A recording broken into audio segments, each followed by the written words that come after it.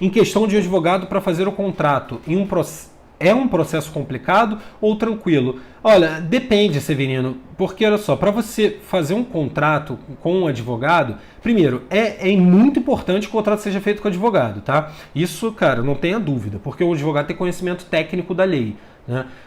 Agora, como é que é um processo? Se eu não fosse advogado, por exemplo, e fosse fazer um contrato com um advogado, ou então se eu fosse fazer um contrato com um advogado que tem uma especialidade que eu não tenho, sei lá, por exemplo, como é que é? Você tem que ligar para o escritório, você vai marcar lá uma consultoria com o advogado, né? E aí você vai lá no escritório dele, vai falar com ele, vai explicar o que você quer, qual é o investimento. Se ele tiver conhecimento prático, ele já vai fazer, senão ele vai ter que fazer uma pesquisa sobre o investimento que você quer, no caso aqui a locação de carro, por exemplo, ele vai ter que pesquisar sobre esse assunto ou você levar informações para ele. Aí, se você for fazer isso, é legal que você leve o checklist, que eu disponibilizo gratuitamente para ele, né?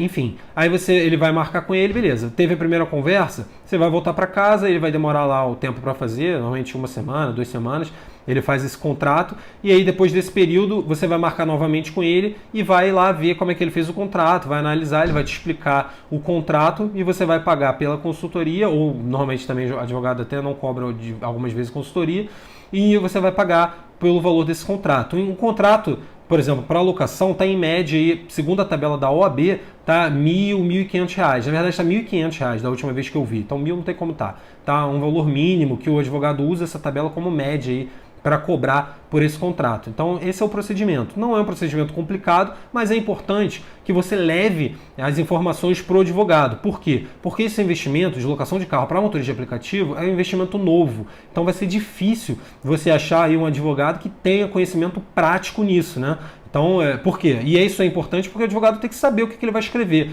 Ele tem que saber as cláusulas que ele vai botar no contrato, porque senão vai ficar um contrato genérico, né? E é tão importante ter um contrato feito por advogado quanto um contrato específico para esse investimento. Não adianta nada você pagar aí um advogado, o advogado vai lá, te entrega um contrato genérico qualquer, né, por mais que esteja de acordo com a lei, mas não vai te proteger muito, não vai te proteger tanto caso você precise dele. Tá? Então tem que prestar atenção e para te ajudar nisso eu forneço justamente esse checklist gratuito. Tá? Entra na minha bio, tá lá para você fazer o download, beleza?